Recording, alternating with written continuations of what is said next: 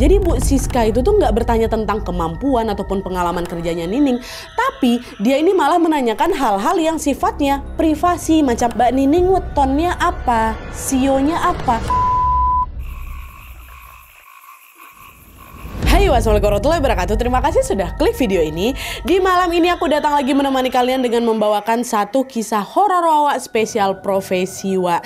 Di malam hari ini aku akan menceritakan sebuah kisah horor yang berkaitan dengan weton. Dimana menurut kepercayaan sebagian orang Wak, weton ini tuh ternyata tuh nggak cuma dipakai untuk menentukan jodoh atau tidaknya suatu pasangan loh, tapi bisa juga dipakai sebagai media untuk mencelakai orang lain. Nah, hal itu juga lah yang dialami sama Wawa aku ini ketika dia bekerja di sebuah pabrik obat, dimana pada saat itu dia ini selalu dihantui oleh rentetan kejadian mistis yang sangat mengerikan, bahkan sampai hampir merenggut nyawanya sendiri Wak. Nah, usut punya usut nih, semua kejadian itu ada hubungannya dengan wetonnya dia. Nah, penasaran dengan gimana kisah selengkapnya? Jadi tanpa berlama-lama kita langsung masuk aja ke ceritanya ya.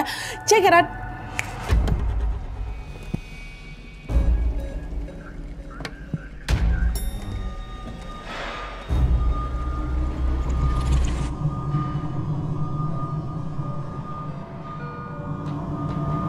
Oke Wak, jadi kisah yang akan aku ceritakan malam ini dikirim sama Wawa kita yang bernama Nining dari Jawa Timur. Halo Mbak Nining. Nah, jadi pengalaman horor yang dialami sama Nining ini Wak terjadi ketika dia ini bekerja di sebuah pabrik obat pada tahun 2022 kemarin. Nah, sekilas informasi tentang Nining Wak, jadi dia ini adalah lulusan farmasi yang pada saat itu bekerja sebagai apoteker di sebuah rumah sakit yang ada di luar kota. Jadi beda domisili sama tempat aslinya.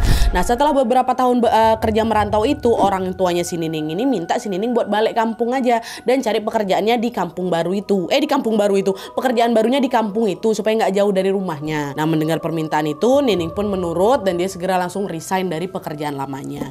Nining pun kemudian melamar ke berbagai rumah sakit sampai akhirnya setelah 2 bulan mencari pekerjaan, pada suatu hari si Nining ini tiba-tiba mendapatkan email dari pabrik obat yang kita sebut aja lah namanya pabrik sehat ya. Dia dapat email dari si pabrik sehat itu. Nah, isi email itu adalah undangan interview untuk mengisi posisi sebagai quality control atau QC, jadi semacam pengawas di pabrik sehat ini Wak. Nah, setelah menerima undangan itu, bukannya senang si Nining ini, yang ada dia agak bingung Wak. Kenapa? Karena sejauh yang dia ingat, Nining tuh nggak pernah sekalipun ngelamar di pabrik sehat itu loh Wak. Aku tuh memang dia ngelamar di beberapa tempat, tapi kayak aku nggak pernah loh ngelamar di pabrik sehat ini. Nah, meski ngerasa aneh di situ, Nining berusaha untuk tetap positive thinking Wak, dan beranggap bahwa mungkin HRD dari pabrik sehat nengok pengalaman kerjanya Nining di aplikasi LinkedIn. Mereka tertarik dengan pengalaman kerjanya Nining dan memutuskan untuk menawarkan posisi QC itu ke si Nining, karena kan dia dapatnya undangan interview kan Wak, bukan panggilan interview. Panggilan karena dia ngeplay, enggak, dia dapat undangan ya. Apalagi juga di aplikasi LinkedIn itu Nining juga mencantumkan nama emailnya, makanya lah itu langsung dihubungi.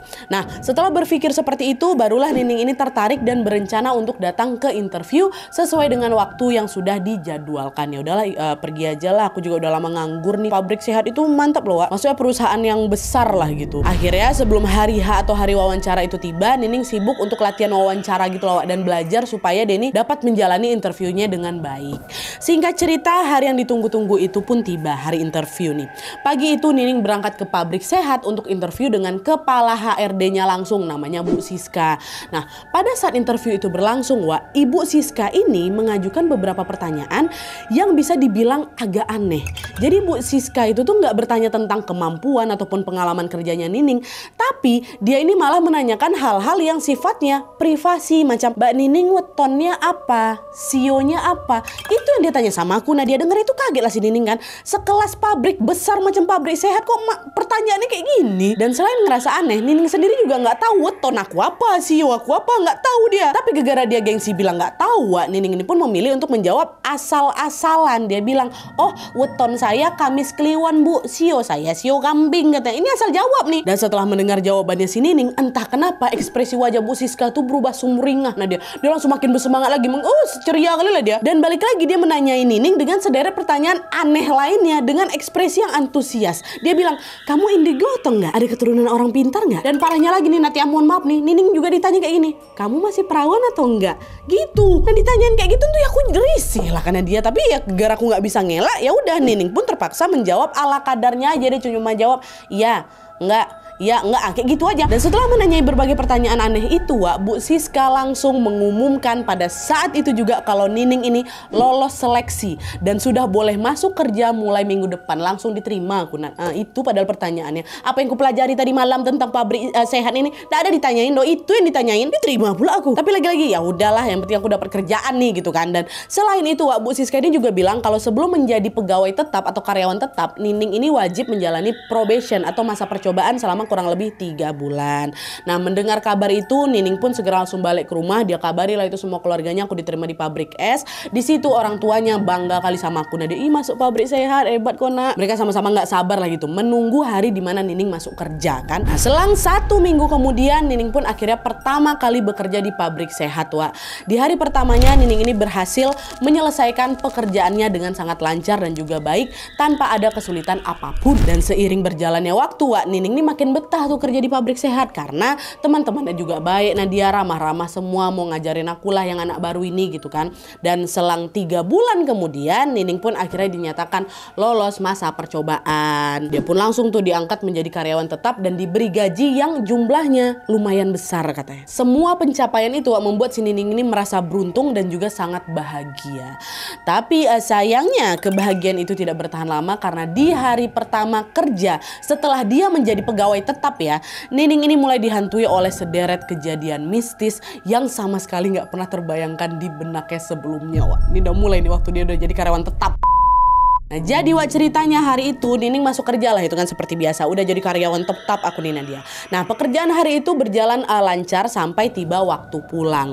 Nah, tepat sebelum si Nining ini pulang, atasannya tiba-tiba manggil si Nining, "Ning, kamu boleh nggak lembur hari ini karena ada pekerjaan tambahan buat ngecek barang di lab," katanya. Nah, dengar perintah itu nggak jadi balik lah aku Nadia kan, paksa lagi ku taruh lagi tas aku, pergilah aku ke ruang lab itu untuk menjalankan tugas lembur ini. Nah, sesampainya di lab itu, Wak, ternyata ada karyawan lain yang juga lembur macam si Nining. Mereka adalah Mbak Vina sama Mbak Diah. Nah, Mbak Diah ini lagi hamil, Wak, 7 bulan waktu itu. Dah berdua nih ada di situ. Nah, karena ada temannya ya Nining ngerasa lega kan, ya aku nggak sendirian gitu. Dah mereka pun segera langsung menyelesaikan tugas masing-masing. Awalnya pekerjaan Nining berjalan lancar-lancar aja, Wak. Tapi tidak lama kemudian Nining dengar ada suara ketukan dari pintu kaca yang ada di depan dia. Teng teng teng teng gitu kan. Waktu si Nining noleh ke arah pintu kaca itu nggak ada siapa-siapa. Tapi aneh di sini, Wak, walaupun nggak ada orang depan pintu itu, suara ketukannya masih ada, yang ada makin kencang, seolah-olah memang lagi ada orang yang ngetuk, tapi ditengok nggak ada orang. Dan ternyata yang dengar suara ketukan itu nggak cuma si Nining aja, Wak. Mbak Diah sama Mbak Wina juga nengok. Sorry, tadi itu namanya Mbak Wina bukan Mbak Vina, lupa. Nah, Mbak Wina sama Mbak Diah nengok kan. Nah, mereka bertiga nanya-nanya kan, dari mana asal suara tuh? Nggak ada orang. Nah, belum sempat keheranan mereka mereda, Wak, di saat yang sama mereka dengar lagi suara ketukan itu udah mulai macam menjalar ke tembok gitu loh. Jadi yang diketok tuh bukan cuma pintu kaca tuh, tembok tuh juga. Itulah yang bikin situasi di sana makin mencekam lagi. Nah, karena udah ngerasa ada yang nggak beres tuh, takutlah mereka bertiga kan. Mereka langsung buru-buru, Wak, dibereskannya barang masing-masing. Berlari lah ini keluar ya, Wak. Dan nggak betul nih, keluar yuk katanya. Dan setelah keluar dari ruang lab itu, Wak, baru mereka sadar itu di situasi udah sepi kali ini. Nggak ada orang selain kami bertiga di situ. Macam kami bertiga aja yang lembur tuh, makin nggak enak lagi lah perasaan Nining di sini kan. Nining pun langsung ngajak kedua teman ini, "Oh iya, Wek, coba agak kencang dikit ya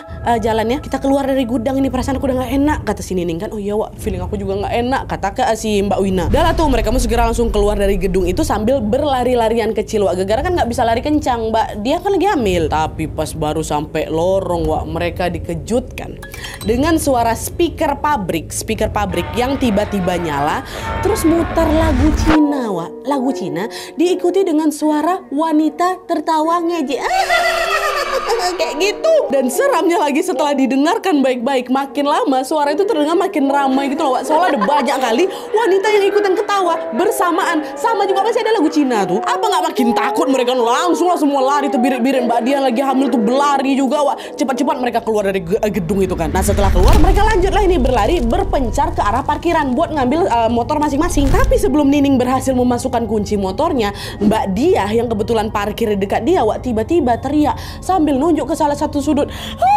Kata dia gitu. Nining pun refleks lah menoleh ke arah yang ditunjuk sama Mbak Diah kan, Wak. Dan di sanalah dia lihat ada pocong, wajahnya hancur, lagi natap mereka, terus kayak macam lagi gini-gini nah dia. Lagi kayak gitu. Dan gak lama dari situ Mbak Diah teriak lagi, pingsan dia langsung. Nah nengok kawan yang pingsan, lagi hamil pula kan, Nining panik lah. Dia langsung manggil Mbak Wina yang waktu itu parkir di ujung, Wak. Mbak Wina tolong cepat panggilan satpam, ini Mbak Diah pingsan. Pingsan? Ya udah tunggu bentar ya. Nah, akhirnya dengan sisa-sisa tenaga yang ada, Mbak Wina pun memberanikan diri pergi sendiri manggil satpam yang waktu itu berjaga di pos agak jauh pula tuh dia posnya. Iyalah aku jaga Mbak Diah ya kan. Nah gak lama kemudian Pak Satpam pun langsung datang menghampiri mereka dan langsung menggendong Mbak Diah menuju ke pos satpam diikuti sama Nining dan juga Mbak Wina, Wak. Sesampainya di sana, mereka langsung berusaha menyadarkan Mbak Diah tapi nggak sadar-sadar. Nah khawatir terjadi sesuatu yang tidak diinginkan di situ, Mbak Diah lagi hamil loh, Wak. Akhirnya Mbak Wina pun berinisiatif untuk menelpon suaminya Mbak Diah yang ternyata juga bekerja di pabrik sehat itu, Wak. Tapi memang beda gedung. Mas kesini, Mbak Diahnya pingsan gitu. Nah nggak lama kemudian suaminya datang dan di saat yang sama Mbak Diah pun akhirnya siuman, Wak. Nah karena pada saat itu Mbak Diah ini nggak luka atau apa, jadi kan dia cuma pingsan aja gitu. Nah suaminya pun segera langsung mengajak Mbak Diah untuk pulang. Nah setelah Mbak Diah ini aman bersama suami, barulah Nining sama Mbak Wina ini pulang juga ke rumah masing-masing. Meskipun sempat dihantui sama kejadian mistis tadi, wah ada pocong sama suara-suara aneh tadi, mereka tidak lagi mengalami gangguan di perjalanan dan berhasil sampai di rumah dengan selamat. Setibanya di rumah, Nining ini masih trauma kali lah kan sama kejadian mistis di pabrik tadi tuh, Wak. Diceritakan juga ke mama bapaknya. Tapi meskipun begitu, Nining berusaha mengusir rasa takutnya sambil berharap semoga kejadian tadi tidak terjadi lagi. Tapi sayangnya harapan itu tidak pernah terwujud, Wak. Karena kejadian mistis di pabrik sehat itu kembali terjadi seolah-olah nggak bisa dihentikan gitu loh, Wak. Terjadi lagi. Nah jadi nih, Wak, sehari setelah kejadian malam itu tersiarlah kabar kalau Mbak Diah ini mengalami keguguran. Mbak Diah yang kemarin pingsan yang lagi hamil 7 bulan tuh, Wak, keguguran, Wak. Dengar kabar itu langsung terpukul juga aku, Nat, kata si Nining. Karena Nining tahu, Wak, kalau bayi yang ada dalam kandungannya Mbak Diah itu sudah ditunggu-tunggu sama Mbak Diah dan suaminya setelah 4 tahun menikah. 4 tahun nunggu gegara kemarin pingsan keguguran. Apalagi Nining ada di situ waktu itu kan, Wak. Nah karena prihatin, Nining pun lalu mengirim pesan duka itu kepada Mbak Diah melalui WhatsApp. Tapi pesan itu nggak terkirim, Wak, jadi cuma centang satu aja, Nat, katanya. Tapi meskipun tidak terkirim, Nining nggak berpikir macam-macam, Wak, dan menganggap kalau oh Mbak Diah ini sedang butuh waktu ini untuk menyendiri, untuk menenangkan dirinya sendiri gitu kan. Udah nih, terus memasuki hari kedua setelah Mbak Diah itu keguguran, Wak, Mbak Diah belum juga masuk kerja nih. Nah awalnya Nining beranggapan kalau oh ya udah Mbak Diah ini masih istirahat, masih butuh waktu untuk menenangkan diri lagi ya kan. Tapi setelah beberapa hari berlalu, Wak, Mbak Diah masih juga nggak masuk ke pabrik. Dan sama juga, Wak, dia tuh tetap nggak bisa dihubungi gitu loh. Jadi Nining nggak tahu kabarnya Mbak Diah tuh kayak gimana. Akhirnya Nining tanyalah ke Mbak Wina. Sama juga Mbak Wina juga nggak tahu kabarnya dia. Aku juga WhatsApp dia checklist 1 dek katanya. Dan anehnya lagi, Wak, selain Mbak Diah, suaminya yang juga kerja di sana cuma beda gedung tadi juga absen kerja tanpa kabar. Setelah kejadian kejadian istri pingsan kemarin, sama-sama nggak masuk kerja setelah itu. Dan karena suami istri atau teman-teman mereka ini sama-sama absen, beberapa teman mereka ini pun berinisiatif untuk mendatangi rumahnya Mbak Diah. Tapi rumahnya selalu sepi waktu didatangi itu, dan waktu dicek pintunya juga selalu dikunci gitu. Tetangga juga nggak tahu tuh udah lama mereka pergi kayak gitu. Dan selama Mbak Diah nggak masuk tanpa kabar ini, Wak, di saat yang sama Nining ini juga udah nggak pernah ngalamin kejadian mistis lagi tuh loh, Wak. Jadi kayak normal aja. Terakhir kali kejadian mistis saya tengok ya waktu sama Mbak Diah itu. Abis itu udah nggak ada. Sampai kemudian pada suatu hari Nining kembali mengalami kejadian mistis ekstrim yang bahkan membahayakan nyawanya, Wak. Jadi ceritanya waktu itu Nining ini lagi sibuk mengecek jumlah obat, Wak, yang ada di gudang. Nah pas lagi fokus-fokus kerja, tiba-tiba ada yang nepuk pundaknya dari belakang. Nining, kamu kangen gak sama aku? Kata si suara ini. Nining refleks nengoklah ke belakang kan. Ternyata itu Mbak Diah, Wak. Waktu itu pengen ku peluk itu Mbak Diah, tapi gak bisa gara-gara tangan aku lagi bawa setumpuk laporan tuh. Nining langsung nyapa kan. Ya Allah, Mbak Diah udah masuk. Apa kabar kamu, Mbak? Iya nih, aku lagi kangen pabrik, kata Mbak Diah. Mbak Diah baik-baik aja kan? Aku pikir Mbak Diah udah resign, soalnya kan udah lama gak masuk. Ah enggak kok, aku kan belum selesai di sini. Katanya, hah? Belum selesai apa nih, Mbak? Iya, belum selesai cari teman. Nah denger jawaban Mbak Diah yang tadi, Wak, entah kenapa sekujur tubuhnya si Nining ini tiba-tiba langsung merinding. Padahal tuh temannya di depan itu tuh. Dan selain itu Nining ini juga ngerasa ada sesuatu yang berbeda dari Mbak Diah waktu itu. Kok agak aneh ya, biasanya Mbak Diah cara ngomongnya nggak kayak gini. Nah karena perasaan udah mulai nggak enak, Nining pun langsung bilang, Mbak, aku balik kerja dulu ya, nanti ayo kita ngobrol lagi, katanya. Oh iya, hati-hati, kalau lihat temanku jangan lari ya. Dia lagi gitu. Wah, di situ aku udah nggak bisa positive thinking lagi. Nah, apa ini tiba-tiba ngomongnya kayak gitu ya kan? Langsung dia berlari, ditinggalin Mbak Dia di situ. Dia lari sekencang mungkin menuju ke ruang produksi. Setibanya di ruangan itu, Nining langsung ngos-ngosan ya kan. Sekujur tubuh aku langsung berkeringat dingin. Nah, siapa tadi aku tengok? Itu pasti bukan dia tuh. Bukan, aduh aku ikutan merinding juga. Nah, di saat yang sama waktu lagi ngatur napas itu, salah satu temannya Nining datang, namanya Septi, datang dia kan. Kamu kenapa nih? Lari-larian panik kayak gitu ngapa kau? Waktu itu Nining nggak bisa ngerespon karena napasnya masih nggak beraturan. Wah. Nah, melihat itu Septi dengan cepat langsung mengambil segelas air dan memberikannya kepada si Nining. Dah, minum kok dulu, tenang. Diminum sama si Nining kan. Nah, setelah menenggak air itu sampai habis, Nining baru tenang dan akhirnya baru bisa bersuara. Nining cerita kayak gini, Septi, barusan aku ketemu Mbak Diah memang. Tapi entah kenapa perilakunya kok aneh ya, macam bukan Mbak Diah yang aku kenal, kata si Nining gitu. Hah? Kamu ketemu Mbak Diah? Yang benar kamu, nggak salah lihat. Bukan Mbak Diah mungkin. Enggak Mbak, betulan Mbak Diah. Tadi aku sempat ngobrol kok sama dia. Kenapa kok nanya kayak gitu? Kamu belum dengar kabar ya? Kabar apa? Mbak Diah tuh udah meninggal loh seminggu yang lalu, kata Septi kayak gitu. Apa nggak terkejut Nadia? Hah? Yang betul lah kau. Kok aku nggak tahu sama sekali aku dapat informasi itu. Kalian nggak usah bohong ya. Kalau memang Mbak Diah meninggal, kenapa nggak diumumin sama kita semua? Kenapa juga kita nggak ada agenda takziah bareng? Itulah dia. Aku tenang dulu. Kau dengar aku dulu ya. Dengan menarik nafas panjang, Septi pun cerita. Memang sengaja nggak diumumin, Wak. Itu permintaan keluarga sama juga perusahaan buat jaga nama baik masing-masing. Kau tahu, Mbak Diah meninggalnya gantung diri, Wak. Katanya sih dia tuh depresi gara-gara habis keguguran tuh. Kata Septi kayak gitu. Ya Allah ya Robbi. Hah? Gantung diri. Wah, aku udah nggak tahu mau ngerespon apa lagi waktu itu, Nat, kata si Nining. Aku kaget, aku shock. Sedih kali aku. Nadia, Mbak Diah itu merupakan salah satu senior yang paling baik selama aku bekerja di sana. Nah, saat mengingat kebaikan Mbak Diah dan bagaimana cara perginya Mbak Diah itu, tangisnya Nining itu pun langsung pecah. Dia langsung pergi ke kamar mandi untuk meluapkan semuanya, ya kan, udah agak tenang. Oh ya Allah, Mbak Diah kayak gitu kan. Udah agak tenang, dia langsung cuci lah mukanya untuk menenangkan diri. Nah, setelah dia agak lebih tenang ini, Wak, tiba-tiba setelah cuci muka itu, Nining dengar ada suara seorang wanita yang bernyanyi lagu Mandarin sambil tertawa-tawa. Dan suara itu, Nat, makin lama makin kencang sampai berdengung telingaku. Dan di saat yang sama juga, Wak, Nining tuh ngerasa kayak lehernya tuh kayak ada yang nyek kayak gitu loh. Apa nih? Gak lama kemudian pingsan si Nining langsung. Nah, setelah membuka matanya, Wak, Nining ini berada di ruang kesehatan dengan dikelilingi sama beberapa temannya. Dan di situ ada juga karyawan seniornya yang juga paham tuh sama hal-hal gaib, namanya Pak Wisnu. Nah, di situ Pak Wisnu nanya, gimana Ning? Udah enakan kamu? Katanya. Oh udah Pak, udah. Ini kenapa ya kok saya ada di sini? Kamu tadi kesurupan sambil nyanyi lagu Mandarin, terus tiba-tiba pingsan kamu di kamar mandi itu, kata Pak Wisnu kan.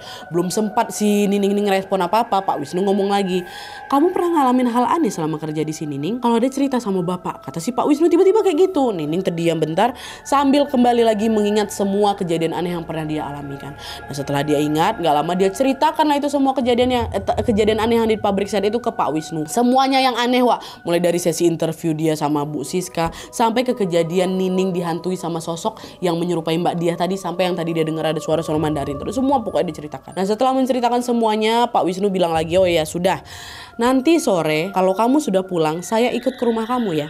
Ada yang mau saya ceritakan sama orang tua kamu. Loh, kenapa Pak? Cerita apa Pak? Udah nanti aja di rumahnya. Saya nggak enak kalau misalnya harus cerita di sini, kata Pak Wisnu kayak gitu kan.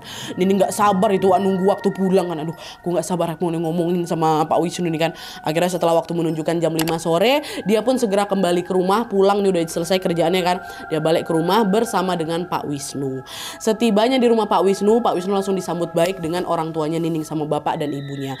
Mereka berbasa-basi bentar sebelum akhirnya Pak Wisnu pun bilang, Bapak, Ibu, saya datang ke sini karena saya ingin menyampaikan sesuatu yang menyangkut keselamatannya anak Bapak dan Ibu, Nining. Mohon maaf ya Bu, sebenarnya Nining ini sudah diincar oleh pemilik pabrik untuk menjadikan tumbal, Bu. Tapi tumbal hidup, kata Pak Wisnu. Hah? Astagfirullahaladzim, yang bener lah Pak, anak saya ini tumbal hidup apa? Gimana maksudnya nih Pak? Kata mereka kan tumbal hidup Pak, katanya. Nah, di situ Pak Wisnu menjelaskan kalau tumbal hidup ini adalah prosesi di mana suatu pabrik atau suatu tempat kerja lah gitu, tempat usaha yang mengikat karyawannya supaya mereka ini bisa bekerja di pabrik itu dalam jangka waktu yang lama, Wak. Dan yang dipilih jadi tumbal hidup ini bukan karyawan sembarangan, Tapi karyawan yang memiliki kriteria khusus yaitu lahir di weton Kamis Kliwon, sionya kambing, dan juga masih perawan atau perjaka. Dan apabila orang yang punya kriteria tadi itu, kriteria jadi tumbal hidup itu keluar kerja tanpa izin pemilik pabrik, besar kemungkinan dia ini akan celaka bahkan sampai meninggal dunia. Itu denger itu apa nggak langsung pucat, apa langsung nggak berkeringat dingin aku takut kali si Nining ini, Wak, karena kriteria tumbal yang dibilang sama Pak Wisnu itu persis sekali kan yang disampaikan Nining ke Bu Siska waktu interview tuh. Ya kan Nining bilang weton saya Kamis Kliwon, sio saya kambing. Nah itu sesuai ternyata sama kriteria apa itu. Nah seolah memahami kekhawatirannya si Nining ini, Wak, Pak Wisnu bilang lagi, udah Ning, kamu tenang aja, alhamdulillah kamu bisa diselamatkan, soalnya weton dan sio kamu meleset kan, nggak sesuai kan sama yang diminta sama pabrik. Nah gantian Bapak Nining nanya, maksudnya meleset gimana nih Pak? Jadi Pak, Nining ini sepertinya bilang sama HRD kalau wetonnya itu ya tadi yang kriteria tadi Kamis Kliwon sama sionya sio kambing Pak. Cuman dari penerawangan saya, wetonnya Nining bukan itu kan, bukan Kamis Kliwon kan. Terus kamu juga nggak lahir di sio kambing kan? Kata si Pak Wisnu kayak gitu. Iya Pak, betul memang. Waktu itu saya ngasal jawab aja Pak, karena saya nggak tahu weton sama sio saya itu apa. Bahkan sampai sekarang juga saya nggak tahu weton saya apa, sio saya apa. Saya nggak tahu Pak, saya asal jawab aja. Nah itu dia. Ada baiknya juga kamu ngasal jawab, karena jawaban asal kamu itu salah, makanya kamu nggak jadi tumbal hidup nih. Kamu gagal ditumbalkan. Tapi sebagai gantinya ini juga ada kabar buruknya. Makhluk-makhluk di sana tahu kalau kamu bohong. Kamu sudah diserahkan nih jadi tumbal hidup, tapi ternyata bohong. Ya marah ini makhluk-makhluk ini. Mereka tahu apa yang sudah kamu lakukan. Dan kalau kamu tahu ya, Ning ya, Mbak Diah, almarhumah Mbak Diah, senior kamu yang baru saja keguguran itu juga salah satu tumbal hidup loh yang ada di pabrik sehat. Tapi sayangnya dia meninggal tidak wajar karena itu. Kamu masih ingat kan tadi saya bilang apa? Dia nggak boleh keluar kerja. Kalau misalnya dia keluar, dia bakal celaka. Mbak Diah kan keluar, dia nggak pamit, dia nggak resign, dia keluar juga sama suaminya. Nah, itulah makanya dia jadi celaka karena dia keluar tanpa persetujuan pemilik pabrik.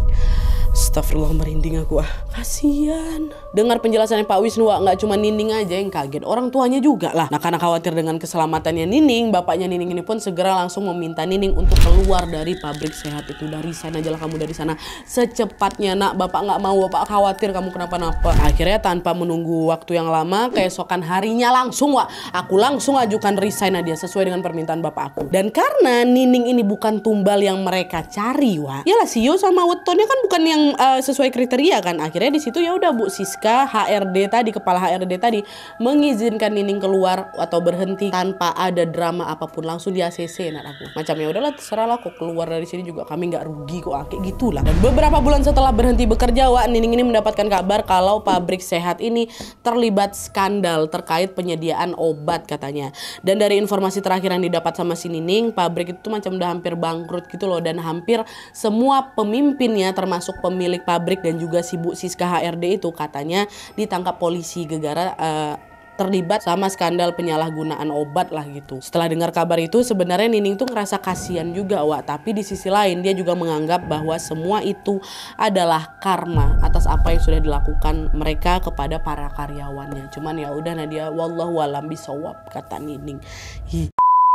Oke jadi itu tadi pengalaman Nining yang hampir menjadi tumbal hidup di sebuah pabrik. Siapa sangka loh jawaban Nining yang ngaco itu ternyata hampir mencelakai nyawanya. Mungkin kalau Nining menjawab selain weton Kamis Kliwon atau sio kambing, bisa jadi mungkin dia aman-aman aja. Tapi bisa jadi juga aku nggak diterima kerja di sana Nadia. Cuman kalau dipikir-pikir lagi, kata Nining, semua yang dialami sama Nining adalah takdir yang memang sudah digariskan oleh Allah Subhanahu Wa Taala. Bisa jadi lewat cara itu Nining ini jadi tahu, jadi bisa lebih belajar lagi dan juga bisa mengambil hikmah dari setiap peristiwa yang terjadi sama dia.